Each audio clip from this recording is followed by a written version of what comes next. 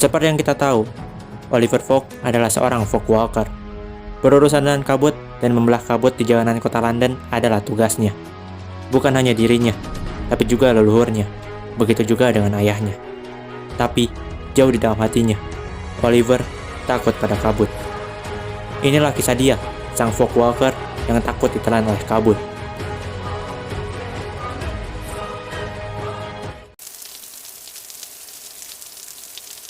Chapter dibuka dengan monolog Oliver yang berbunyi, "Aku tidak ingat kapan aku mulai membenci kabut." Dia kemudian bercerita mengenai tempat tinggalnya yang dikelilingi oleh kabut yang sangat tebal. Bahkan suara jangkrik bisa ditelan oleh kabut itu. Kabut-kabut itu bagaikan penjara baginya, menelan mereka dalam kesendirian dan kematian yang pasti. Dia bahkan bertanya, "Kapan terakhir kali aku melihat matahari?"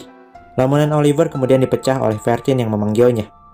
Vertin membutuhkan kemampuan arcane skill milik Oliver dalam membelah kabut, karena belakangan ini ada musuh yang selalu menyerang di balik kabut. Dan rencananya, misi itu akan dilakukan 2 hari lagi.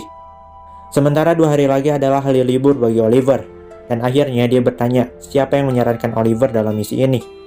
Tapi tak peduli jawaban apapun yang diberikan Vertin, Oliver tahu bahwa semua ini adalah ulah dari A Knight.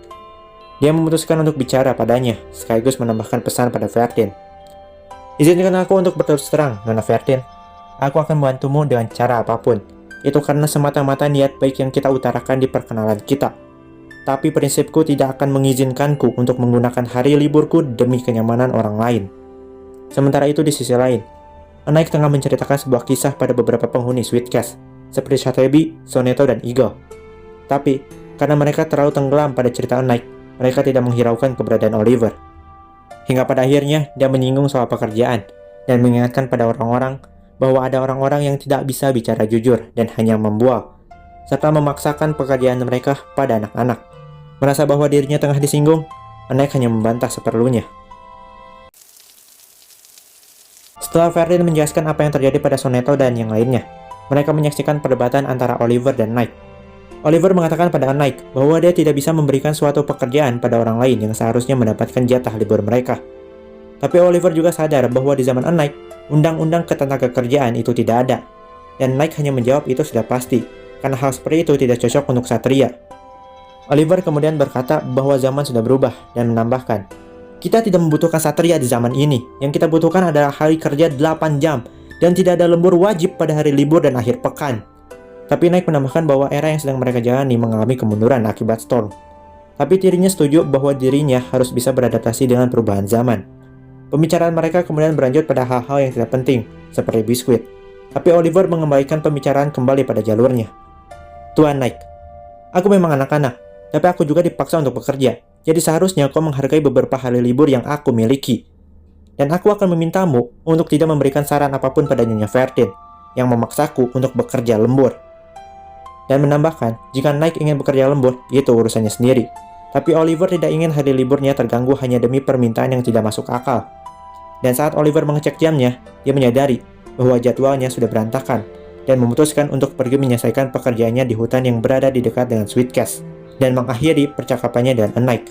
Bahkan meskipun sudah diperingati akan bahaya yang ada oleh Knight, Oliver tetap pergi. Begitu si Fogwalker sudah pergi, A Knight bertanya pada Vertin, apakah Vertin tidak memberitahu Oliver sesuatu? Vertin hanya menjawab, dia tidak memiliki kesempatan untuk itu. Dan dengan begitu, A Knight juga memutuskan untuk pergi. Oliver sudah menyelesaikan tugasnya. Di saat hari sudah malam, sendirian di tengah hutan yang sunyi, mengingatkannya pada rumahnya sendiri, di mana kabut tebal pernah menelan tangisan dan teriakan minta tolongnya. Tapi kemudian, lamunannya terganggu, karena sekumpulan kriter mulai mengerumuninya. Menyadari dia kalah jumlah dan melawan juga tidak akan memberikan hasil yang baik di saat dia sendiri tidak tahu kriter apa yang dia lawan, Oliver memutuskan untuk lari. Beruntung karena kabut yang cukup tebal, Critters itu kehilangan jejaknya. Di saat dia merasa sudah aman, dia malah mendengar suara orang lain. Dan itu adalah A Knight. Oliver kemudian bertanya pada A Knight, kenapa dia ada di tempat seperti ini. Knight menjelaskan alasannya, di mana dia tertarik untuk menjadi batu di tengah hutan, bahkan sampai mata tajam Oliver tidak bisa menemukannya. Oliver mengatakan bahwa itu adalah jokes bapak-bapak yang buruk. Dia tidak menyangka akan mendengarnya lagi, semenjak kematian ayahnya. Knight kemudian merasa tertarik pada sosok ayah Oliver, sehingga bertanya lebih mengenai dirinya. Oliver sendiri agak enggan untuk menceritakannya, tapi pada akhirnya berkata, ayahnya hanyalah lelaki biasa dan Folkwalker paling biasa. Seorang Folkwalker yang tewas di tengah kabut. Ayahnya selalu sibuk bekerja atau mempelajari ilmu arcane dan ingin mempelajari lebih dalam kemampuan khusus milik warga Folk dengan harapan kemampuan itu bisa beradaptasi pada kabut di era modern nanti. Tapi itu hanya membawa kehancuran pada dirinya sendiri. Orang-orang menganggap sebutan Folkwalker sangat penting, tapi menurutku, Folkwalker tidak jauh berbeda dari pengangkut kotoran. Mengabdikan diri atau bahkan mengorbankan diri demi apa yang disebut tanggung jawab. Tidak ada hal yang lebih bodoh daripada itu. Aku takkan pernah menjalani hidupku seperti ayahku. Dia terikat oleh gelar Folkwalker, tapi aku takkan membiarkan itu terjadi padaku. Nike kemudian bertanya, apakah Oliver mengagumi ayahnya? Oliver ingin membantahnya, tapi dia perlu mengakuinya, bahwa dia memang ingin menjadi Folkwalker seperti ayahnya saat dia masih kecil. Tapi semua berbeda sekarang. Itu karena dia. Belum sempat Oliver menyelesaikan ucapannya. Critters tadi berhasil menyusul mereka, hingga membuat mereka terkepung. Aku takut pada kabut. Benar, Folkwalker yang bertanggung jawab mengatasi masa kabut di kota London justru ketakutan karena itu. Adakah yang lebih ironis dari itu? Aku takut pada kabut tebal ini yang melahap segalanya. Suara, harapan, takdir, bahkan sosok agung itu akhirnya ditelan bulat-bulat oleh kabut. Itu terjadi saat aku masih anak-anak, sebelum menjadi Folkwalker. Kabut perlahan menghitam dari ujung ke ujung. Itu berusaha merampas cahaya terakhir yang tersisa dari sangkar tempatku berada. Itu ingin aku takut padanya. Takut padanya seolah-olah itu adalah rasa takut itu sendiri. Kabut hitam pekat dan brutal itu menggantung persis seperti sekarang. Para critters itu hanya mengerumuni mereka, tapi tetap saja, itu membuat Oliver merasa was-was. Hal ini membuat Oliver sadar bahwa kedatangan Nike adalah karena dia khawatir padanya dan meminta maaf atas perbuatannya sebelumnya. Banyaknya critters yang mengepung mereka membuat perasaan takut dari trauma masa lalu muncul dari dalam diri Oliver. Menyadari hal itu, Nike berusaha menenangkan dengan menceritakan kisah masa lalunya, tapi itu tidak membantu sama sekali. Saat Oliver membuka payungnya untuk membelah kabut, tangan dan kakinya justru malah gemetar. Bahkan hal itu memunculkan perasaan bersalah, dan dia juga merasa bertanggung jawab pada nyawa Nike.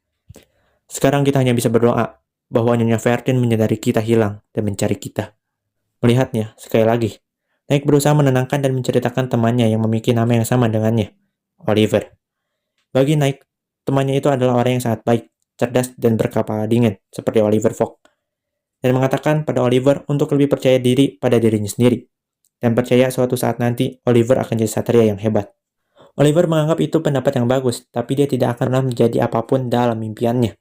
Menjadi Folkwalker adalah satu-satunya takdir hidupnya, dan impiannya akan terus dipenjara oleh kabut yang tak terkalahkan. Tapi Nike membantah bahwa tidak ada yang tidak terkalahkan di dunia ini. Dan menambahkan, kematian mungkin memang akhir, tapi bukan akhir dari segalanya. Kemudian mengatakan ada kesamaan pada kisah ayahnya Oliver dan Satria Oliver. Mereka mungkin mati, tapi mereka tidak akan pernah benar-benar mati. Nike menceritakan momen di mana dia bertarung bersama Oliver. Keduanya bersama 10 orang lainnya dengan berani menghadang satu legion musuh yang berdatangan demi pasukan utama bisa kembali ke markas. Pertarungan yang hampir tidak ada akhirnya, tapi Oliver tidak menyerah. Dengan segala kemampuan yang dia miliki, dia terus melawan. Bahkan menerima takdirnya untuk tewas akan hal ini. Nike mengingat momen itu dengan jelas. Mereka berhasil menahan pasukan musuh, tapi itu harus dibayar oleh nyawa mereka sendiri. Tapi Nike tidak paham kenapa hanya dirinya yang dibangkitkan. Kenapa tidak orang lain atau bahkan semua orang? Tapi dirinya sadar bahwa dia tidak lagi hidup demi dirinya sendiri, tapi juga untuk mengenang mereka dan menceritakan pencapaian rekan-rekannya ke masa depan. Tapi Oliver tidak paham kenapa Nike tetap bertarung meskipun tahu tidak ada kesempatan untuk bisa selamat. Nike menjawab, itu demi tanggung jawabnya. Oliver yang mendengarnya kemudian merasa muak. Aku sudah muak.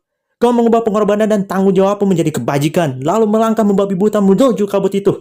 Benarkah kau berhenti sejenak untuk mempertimbangkan apa yang harus dilalui oleh orang-orang yang berada di luar kabut? Aku benci kalian semua. Aku bahkan tidak seharusnya ada di sini. Aku hanya seorang anak laki-laki. Tapi karena gagasanmu tentang tujuan dan tanggung jawab, aku terpaksa jadi seorang Folkwalker. Aku tidak pernah ingin berjalan di tengah kabut. Aku takut akan kabut. Aku hanya ingin tetap hidup. Nike mengatakan bahwa takut akan kematian bukanlah hal yang memalukan. Tapi jika kematian bisa membawa sesuatu yang lebih hebat pada diri mereka sendiri, maka mereka harus menerimanya dengan bangga.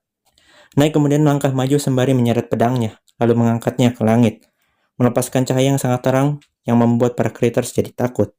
Di momen ini Oliver menyadari bahwa Critters yang mengepung mereka tidak sebanyak yang dia pikirkan. Itu hanya ketakutannya pada kabut hitam yang menghantuinya selama ini. Kemudian ketika Nike menepuk pundaknya sembari berkata, "Semoga ini jadi lebih baik, Oliver." Oliver menyadarinya. Cahaya yang keluar dari pedangnya seperti sinar matahari, membelah kabut yang ada di ingatanku. Aku kemudian mengingatnya. Aku ingat kenapa aku ingin jadi seorang Folkwalker. Aku telah menyimpang dari jalan utama dan berjalan ke dalam kabut. Aku menangis, tapi kabut tebal menahan permohonanku untuk minta tolong. Yang aku rasakan hanya ketakutan. Kabut hitam menyelimutikku, hampir melahapku. Tepat saat aku mencapai batasku, sosok Agung berdiri keluar dari kedalaman kabut. Sambil memegang payung hitam besar dan mengenakan topi tinggi dari masa lalu, dia mendekatiku dengan langkah yang mantap dan juga tenang. Kabut hitam yang tak berdaya itu melolong putus asa, berjuang sia-sia untuk melarikan diri dari hadapannya. Namun tidak ada gunanya. Tidak ada seorang pun yang lebih baik dalam menghadapi kabut hitam yang menakutkan itu daripada dia. Dia berjalan ke arahku dengan penuh tujuan, dengan sinar matahari yang hangat dan penuh harapan muncul dari dalam dirinya, menembus kedalaman kabut dan menyinariku dengan cahayanya. Sosok Agung itu tiba di sampingku dan dengan lembut meletakkan tangannya di bahuku. "Oliver, ayo pulang." Dia berbicara kepadaku dengan lembut. Pada saat ini, aku akhirnya mengerti apa artinya menjadi seorang Folkwalker. Folkwalker ada seseorang yang melangkah ke dalam kabut dan membawa cahaya bagi orang lain. Pada dasarnya, ini adalah pekerjaan seperti pekerjaan lainnya, seperti mengencangkan sekrup atau menyekop pupuk kandang. Namun bukan itu saja. Ayahku pernah berjalan menembus kabut untuk memberiku harapan. Pada hari itu, dia melakukan hal yang sama. Ini tanggung jawabku, dan ini tanggung jawab kita semua. Tangan yang tadinya dengan lembut menyentuh bahuku, ditarik kembali ke dalam diam. Dia kembali mengenakan topi tingginya dan melangkah mundur ke dalam kabut itu. Kabut rakus yang sama yang akan melahapnya bulat-bulat. Dengan cara yang sama, dia menemukanku dalam kabut dan memberikanku harapan. Pada hari itu, di tahun 1952, ia juga membawa harapan bagi warga London. Harapan untuk bertahan hidup. Aku mendapati diriku menangis. Air mataku jatuh tak terkendali. Nike kemudian mengajak Oliver untuk kembali. Tapi sebelum itu, Oliver bertanya pada Nike, "Bisakah aku membawa harapan pada seluruh dunia, sepertimu dan seperti ayah?" Nike menjawab, "Iya." "Jadi ini percaya kau bisa melakukannya? Atau apakah kau sudah lupa bahwa diri ini yang mengatakan bahwa kau punya potensi sebagai satria?" 2 hari setelahnya, Oliver pergi menemui Ferdin dan kembali berdiskusi mengenai misi yang dibicarakannya kemarin lusa. Oliver mengatakan, jika Ferdin bisa melakukan sesuatu dengan hari liburnya, dia akan membantu Ferdin dalam operasi hari ini. Tapi Ferdin mengatakan masalah itu sudah selesai. Rupanya, Critters yang dihadapi Oliver dan Nike kemarin lusa adalah masalah yang dia maksud. Karena mereka sudah menyelesaikannya, jadi operasi dibatalkan.